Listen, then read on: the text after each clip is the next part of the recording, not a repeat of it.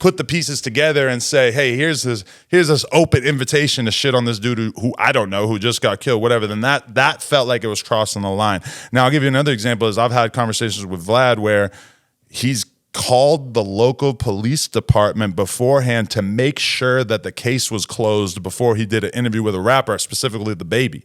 Because this was before the baby had done any interviews. Vlad called the police department to just make sure that this whole murder thing that happened in the Walmart, this is a closed case, right? This is not something that's open, active.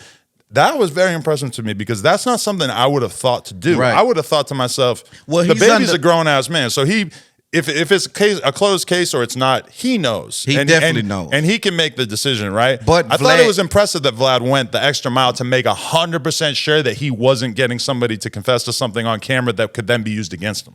I think I agree that is a monumental move, right? And I also think that is warranted from Vlad. The reason I say that is because he's been under a whole bunch of scrutiny.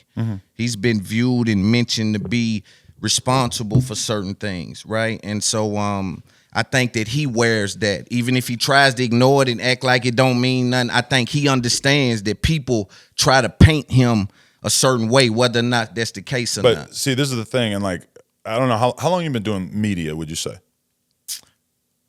Like interviews and just talking to people on camera? 2 years. Right. To me, the deeper that I get into this and like the longer I spend watching the hip hop information online realm develop, the more I'm like, damn, Vlad knew what the fuck was gonna happen in like 2010, 2011, whatever, because he got so much shit for like titling clips about exactly what it was, for dropping shit as clips instead of just dropping the whole interview. Like, people forget that back in like 2015, the Breakfast Club would get a Jay-Z interview and title it Jay-Z interview. Right. And now if they get a Jay-Z interview, it's Vlad is added to this algorithm thing. He saw what was happening, and he had like many observations about how the shit was gonna play out, and he actually had the balls to fucking do it, even though he was getting so much hate for it. And all those things that he did, that he got so much shit for, are all normal now.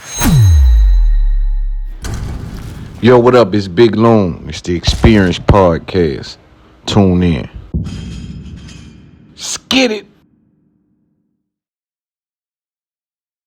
Hey, it's your boy Loon from It's Up There Podcast. Thank you for watching the video you just watched, and make sure you subscribe by hitting the button you see on the screen, or go to the next video by hitting this right here you see on the screen. Big It's Up There Podcast.